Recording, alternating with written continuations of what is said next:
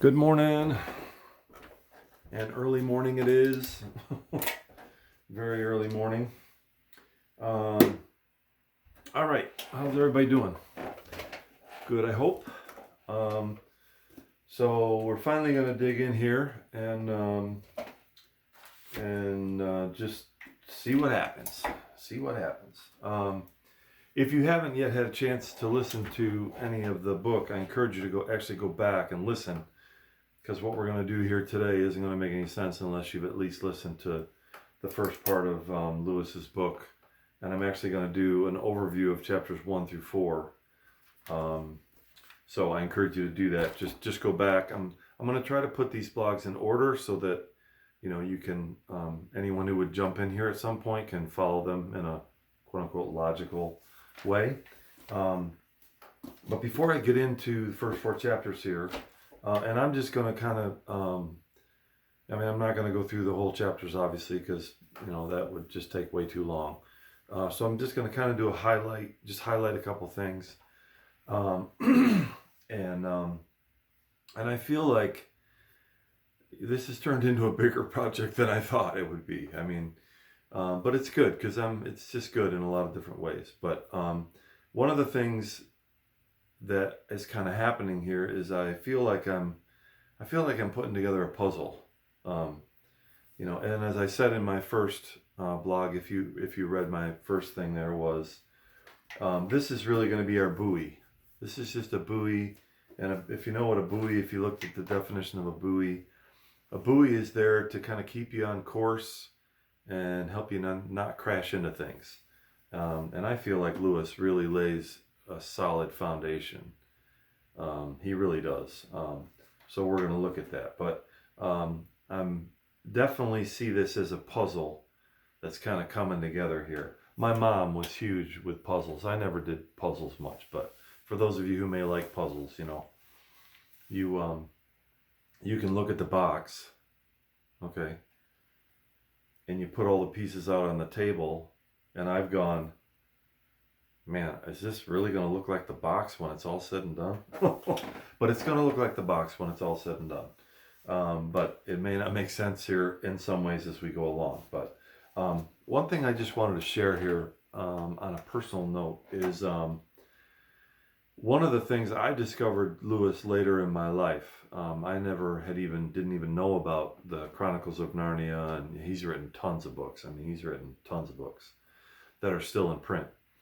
But one of the things that I really love about Lewis is all the stuff of his that I've read. He really provokes me to think outside of myself and my own way of thinking. We all have ways of thinking that may not even be wrong. But Lewis just has a way of provoking me to think beyond where I've thought before, if that makes sense. And so that's one of the reasons I love him, and this book has definitely done that. Lewis is just, to me, he's a deep thinker. He forces you to think. It's almost, at least for me, it's almost impossible to read his stuff. If you don't, you have to follow his logic, and that requires us to think. And so, that's one of the things I love about this. So, okay, let's get into this. And again, I'm putting together pieces of the puzzle. So, here we go. All right. So what I want to do is, and if you don't have a physical book, that's fine. I'm going to actually just highlight the chapters. So one thing in my book now, they may not all be exactly the same, but in my book, this is actually kind of 4 books put together, okay? And as I said earlier, the Mere Christianity actually wasn't a book at all in the beginning. It was radio talks that Lewis gave back in, I believe it was 41, during the war. And so I just thought that was an interesting context, that he was doing this because a radio station asked him to give a presentation of what is Christianity all about. And this is where these talks came from. But in the first one, in this one, my book, which is called Right and Wrong, A Clue to the Meaning of the Universe. Right and Wrong, A Clue to the Meaning of the Universe. And within that, there's 5 actual chapters, and we're only going to do the first 4. I'm going to leave 5 we're going to do on its own, because that's a real heavy one, and we need to really pause and take some time on that one. But the first 4 chapters are the law of human nature, some objections, the reality of the law of nature, and what lies behind the law. So I'm just going to go through here real briefly. And I want to highlight a few things that he says that really kind of stood out to me. And the first thing is, he talks about this sense of right behavior and how we should behave. And how we all really do have a sense of when we see someone and they're not behaving right, there's this law within us. And it doesn't mean that we all have the same view or standard of right and wrong, but we have one. That's kind of Lewis's point. We see something and we have this thing within us that says that's right behavior or wrong behavior. So even though, you'll have some people that don't even want to, believe that there's right and wrong for everybody, it's in us, and we have our own little version of it. But he makes this statement, this is in chapter 1, where he says selfishness has never been admired. Selfishness has never been admired. Now, if you think about people or, something that people have done that you admire, okay, it's probably very likely that that thing you admire is not selfish.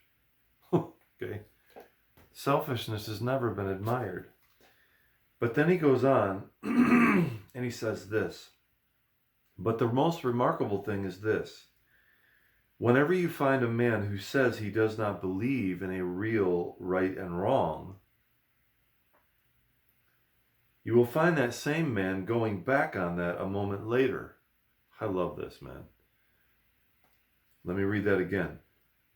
But the most remarkable thing is whenever you find a man who says he does not believe in real right and wrong, you will find that same man going back on it a moment later. He may break a promise to you, but if you try breaking one to him, he will complain it is not fair before you can say Jack Robinson. And isn't that the truth? Isn't that the truth?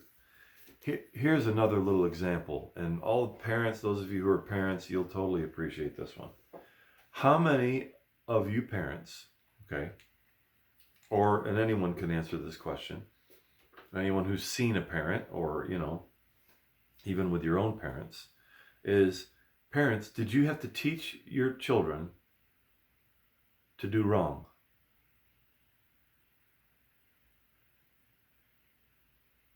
The answer to that question is no. You did not have to teach them to do wrong. You have to teach them to do right. Okay? Okay, let's go on here, just for time's sake. I don't want to make this really long. It seems then that we are forced to believe in a real right and wrong.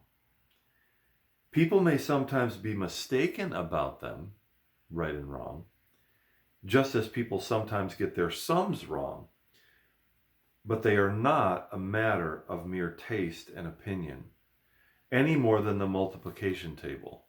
Now that's a statement that in our world that people really would need to think about, because we do think right and wrong is a matter of taste and opinion. And Lewis's point is they're not. It's not a matter of opinion or taste. It's a matter of the law of nature.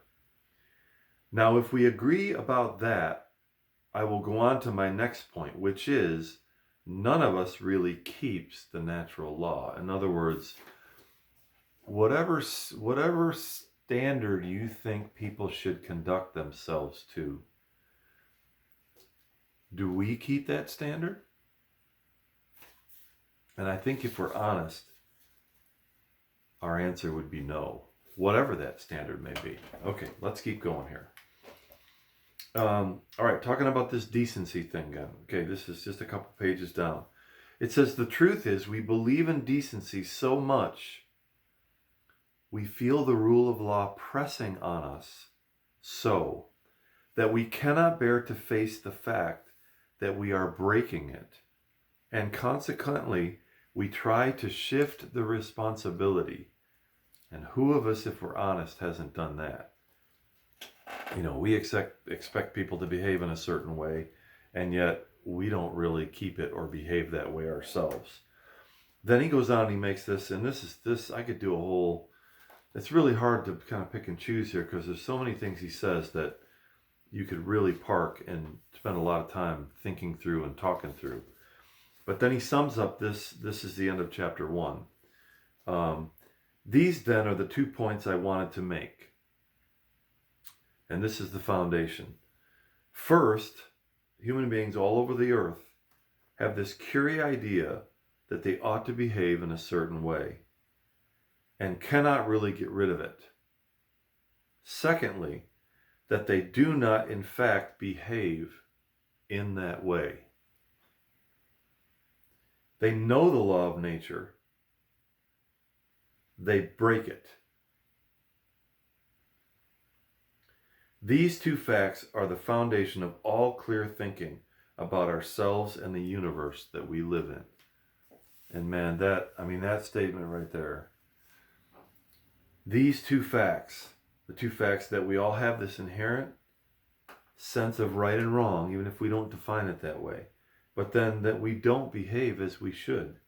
These 2 facts are the foundation of all real thinking about ourselves and the universe we live in. Man, it's so hard to move on to some of this because this guy just has a depth. Okay, now I'm jumping across to chapter 3. And again, you may not have a book, so you don't necessarily have to follow me, but it's on page 17 if your book is like mine. But just quickly, and I want to wrap this up. I want to get through some things in chapter 4. But so he's talking about the difference, and if you went through it, between when we say the laws of nature and when he's talking about the natural law, okay, or the law of nature as it relates to this thing within man, this inherent right and wrong and how we should behave. So he's giving some definition to that. The laws of nature, as applies to stones or trees, may only mean that what nature in fact does. Okay? But if you turn to the law of human nature, the law of decency and behavior, it's a different matter. That law certainly does not mean what human beings in fact do. For as I said before, many of them do not obey this law at all, and none of them obey it completely. And again, he's not even talking about the law of God. That's a different deal. He's just talking about this law of nature, this thing within us, this right and wrong thing within us, how we should conduct ourselves. For as I said before, many of them do not obey this law at all, and none of them obey it completely. The law of gravity tells us what stones do, but if you drop them. But the law of human nature tells us what human beings ought to do and do not do. In other words, when you are dealing with humans, something else comes in above and beyond actual facts. Now follow me here because this is good. You have the facts, how men do behave. You also have something else, how they ought to behave. In the rest of the universe, there need not be anything but facts. That's a profound statement right there. Okay. Electrons and molecules behave in a certain way, and certain results follow, and that may be the whole of the story. But men behave in a certain way, and that is not the whole story. For all the time you know that they ought to behave differently. In other words, again, he's just defining and giving reasons for that, the laws of nature. Okay. And again, I'm skipping through here. I'm giving you some pieces, but let me keep going because I don't want to make this too long. Page 20 on the bottom says this: it begins to look as if we shall have to admit that there is more than one kind of reality. And that is so important. That is so important, man. I wish I could park on this one statement. It begins to look as if that we have to admit there's more than one kind of reality. And this is why science can't answer everything, okay? Science has its place and it's wonderful, it's awesome, but science can't answer a lot of things in life, okay? It begins to look as if we shall have to admit that there is more than one kind of reality. That in this particular case, there is something above and beyond the ordinary facts of men's behavior, and yet quite definitely real. The real law which none of us made, and that's so important right there. The real law that none of us made, but which is pressing on us. This law of nature. Okay, I'm just going to keep going, but I just want to say that and I'm not going to have time to hit this, but he talks about what science can and cannot do. Science is a wonderful thing, but science can't do a lot of things. And anyways, let me just keep going here because I'm already kind of longer than I wanted to be, and we'll just kind of wrap this up. So let me read this one more section. So this is into chapter 4. Here he goes. He talks about it. You cannot find out which view is the right one by science. Now he's talking about, again, go back and listen to the chapters 3 and 4, where he talks about different worldviews, okay, and what science can and cannot do. But here's what he says. Science works by experiments. It watches how things behave. Every scientific statement in the long run, however complicated it looks, really means something like, I pointed the telescope to such and such a part of the sky at 2:20 a.m. on January 15th, and I saw so-and-so. Or, I put some of this stuff in a pot and heated it to such and such a temperature, and it did so-and-so. Now, do not think I am saying anything against science. Very important. Do not think I am saying anything against science. I am only saying what its job is. The more scientific a man is, the more I believe he would agree with me that this is the job of science. And a very useful and necessary job it is too. Science is totally legit, man. But it can't answer all questions, and it can't give you the meaning of the universe. But why anything comes to be there at all, and whether there is anything behind the things science observes, something of a different kind, that is not a scientific question. If there is something behind, then either it will have to remain altogether unknown to men, or else make itself known in a different way. I hope you're following this, man, because I hope you're getting this. The statement that there is any such thing and the statement that there is no such thing are neither of them statements that science can make. Okay? A real scientist does not usually make them, and I love this, man. And this is so true, and this is so true in our culture. This is so true. And here's how he concludes this thought. It is usually the journalist and the popular novelist who have picked up a few odds and ends of half-baked science from textbooks who go in for them. After all, it is really a matter of common sense. Supposing science ever became complete so that we knew every single thing in the whole universe, it is not plain that the questions, why is there a universe and why does it go on as it does, has its meaning, would remain just as they are. In other words, science answers questions about the natural world. Okay? Because what is science? Science is the study of the natural world. You're studying nature, plants, stars, all this kind of thing. Okay? And Lewis's point is, science can't answer where the universe came from. It just tells you about the universe, about the natural world. It doesn't answer the meaning of it, nor can it. Okay, just a couple more things here and then I'm done. I know this has been kind of long, but again, I should quit apologizing, I guess. Okay. Oh, this is such a good one. Okay. And I'll end with this. The only way in which we could expect it to show itself would be inside ourselves as an influence. Again, he's talking about this natural law. Or a command trying to get us to behave in a certain way. Okay? And that is just what we find inside ourselves. Okay? Did you ever think about conscience?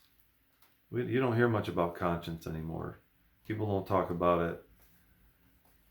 That's a whole nother thing. But then he makes this last statement, and I wanna end with this. Surely this ought to arouse our suspicions. I love it. I love it. What should arouse our suspicions? This thing within us as human beings, that though we don't often think through it, we know that people should behave in a certain way. And listen, every parent, you know this, man. When you see your kids do things and you're like, what on earth are you doing? You know they should behave a certain way. You want them to behave a certain way because it really leads to order. And I'm going to end with this, but is if you have no law, okay, if life is just a free-for-all, you do what you want, I'll do what I want, you have what's called chaos and anarchy. Okay?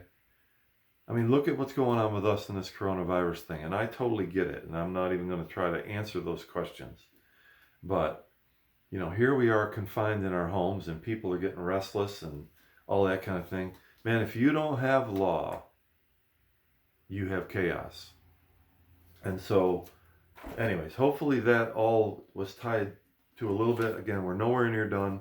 The next thing, we're going to do chapter 5 itself because we really need to take some time on chapter 5. So I hope that at least gave you some things to think about. Again, I would love to hear from you, questions that you have. Anything, please communicate because I'm really doing this so we all can kind of connect and work through this thing together, and let me know how it's hitting you. But there's my just highlights and a few pieces from chapters 1 to 4. Thank you, and we'll see you next time.